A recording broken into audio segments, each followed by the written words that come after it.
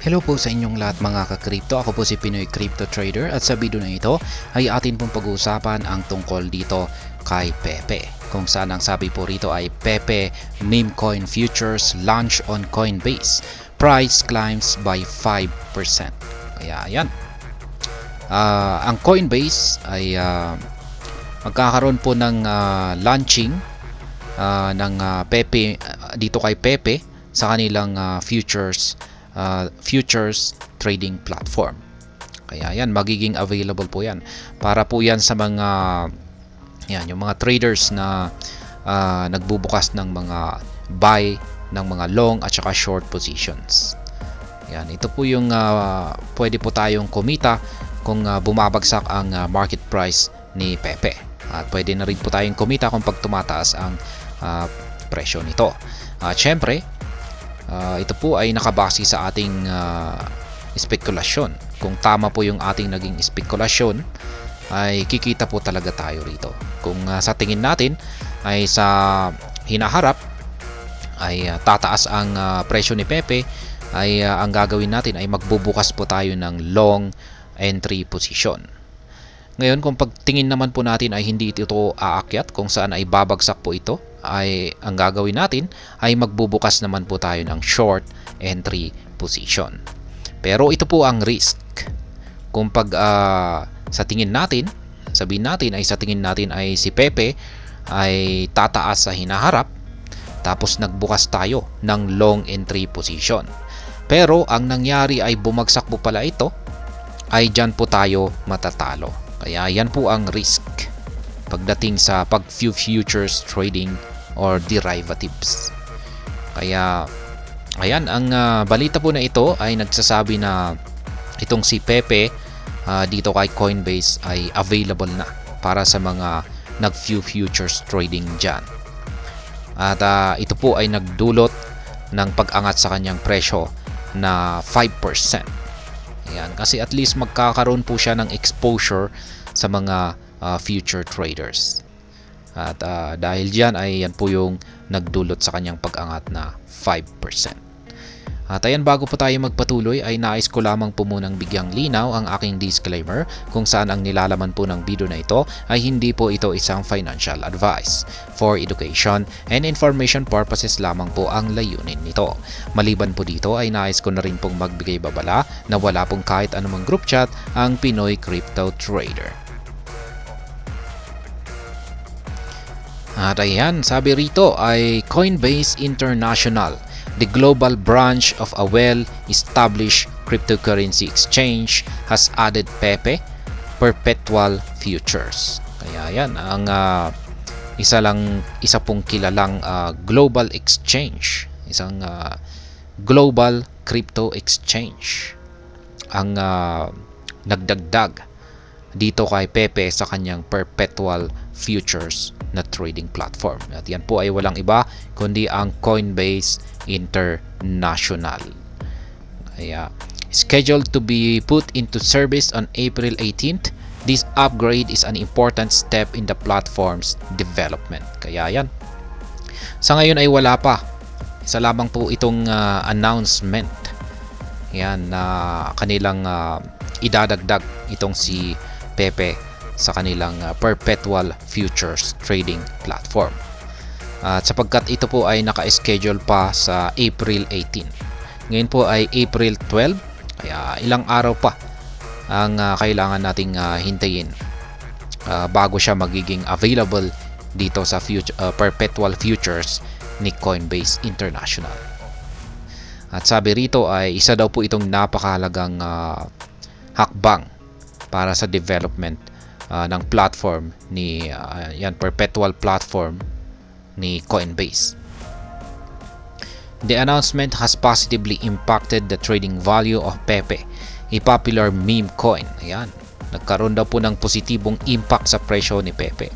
Kasi sabi ko nga kanina ay magkakaroon siya ng exposure sa mga traders para i-trade ito. At syempre, dahil dyan ay umangat yung kanyang presyo. Kaya kung pag i-check po natin yung kanyang chart, daily chart time frame po ito, At mapapansin po natin dito na nag-umpisa pong umangat ang kanyang presyo noong April 10. Ayan, itong Wednesday. Ayan, at umaangat po siya. Ayan, dulot po siguro yan ng yan yung plano ng Coinbase International na ilista ito sa kanilang perpetual futures platform. Pero ang inaabangan po talaga natin dito is yung breakout niya dito sa upper portion ng kanyang triangle pattern na ito. Pero kaso ay meron po kasing nakaabang dito na resistance line dito sa 846. Ayan.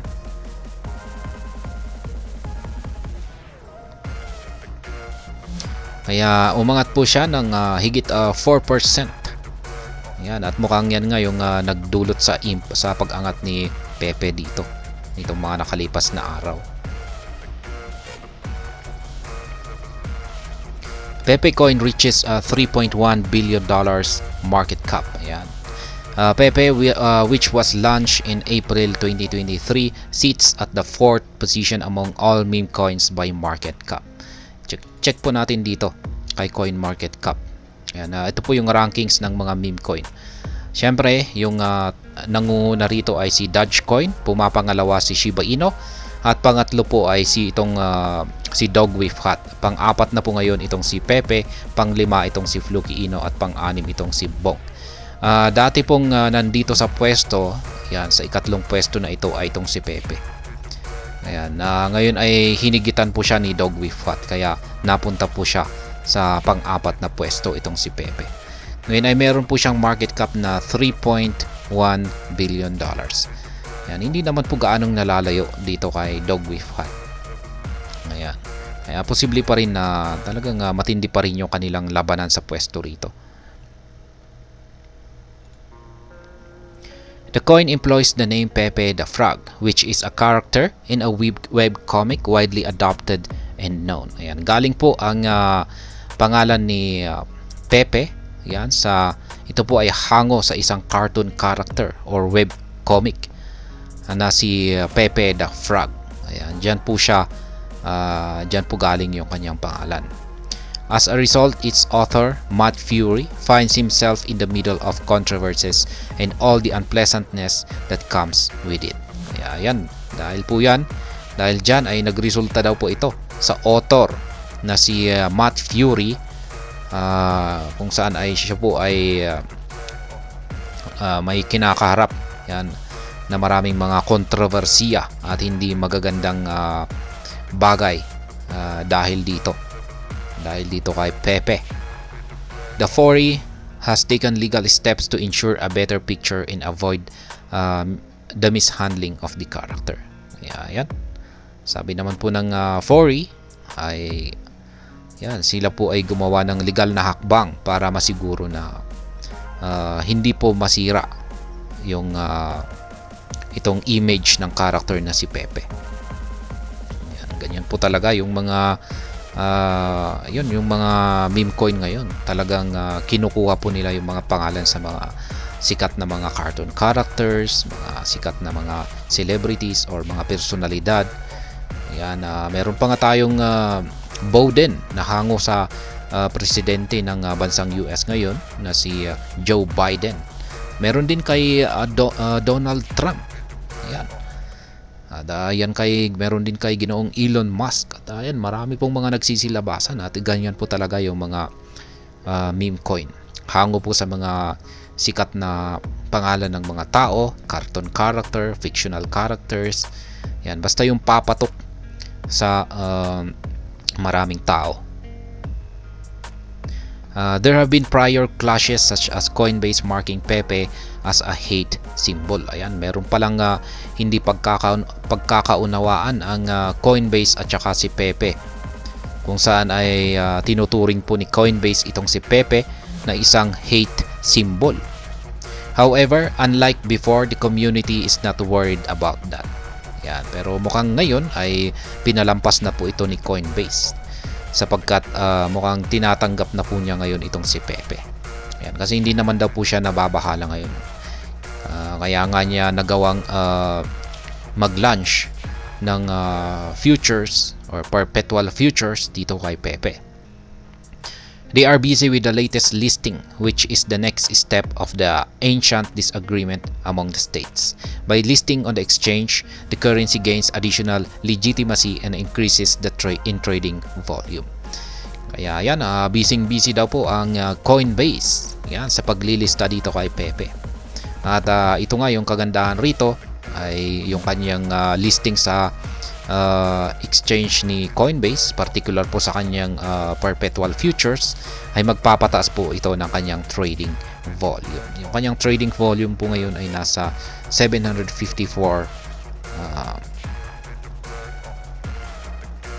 ayan, bakit parang putol, ayan, 700 nasa mga 754. Yan, mas lamang po siya kay Dogwifhat. Mas mataas yung kanyang trading volume. Buksan na lamang po natin. Ayan, $754.69 million yung kanyang trading volume. Ayan, mas mataas siya kumpara kay Dogwifhat. Yan, ibig mong sabihin ay mas maraming nagtitrade dito. Kaya mas marami yung kanyang mas mataas yung kanyang transaction activities dito. Ayan, yan po ang ating latest update ngayon dito kay Pepe, kung bakit siya nakaranas ng isang bahagyang pag-angat sa presyo. Ayan, dahil po sa inaabangan na pagkakalista nito sa perpetual futures ni Coinbase. Pero sa tingin ko ay kung nalista po yan sa April 18 ay dito po niya siguro magagawang basagin yan. Yan, or kung hindi, kung pag nabasag na po niya ito ay baka dito po siya magbabasag. Yan, mababasag niya yung resistance line dito at mas maganda po yan. At sapagkat kung nabasag niya po ito ay mas mataas ang posibilidad na magpapatuloy ito sa mas mataas na presyo. Kaya yan po ang inaabangan natin, yung April 18 na yan. Kasi dyan po talaga malilista itong si Pepe sa perpetual futures nitong si Coinbase. At hanggang dito na lamang po tayo sa video na ito mga ka-crypto. Sana po ay inyong nagustuhan ang aking paliwanag sa video na ito. Kung inyo po itong nagustuhan, pakiclick lamang po ang like button nito. Para naman po sa mga bago lamang dito, kayo po ay aking inaanyayahan para mag-subscribe. Pakiclick na rin po ang bell icon nito dahil ito po ang siya magsisilbing notification nito sa mga bago kong videos na akin pong ina-upload sa aking YouTube channel na ito. Marami pong salamat sa panonood, ingat po tayo lagi at God bless po sa ating lahat.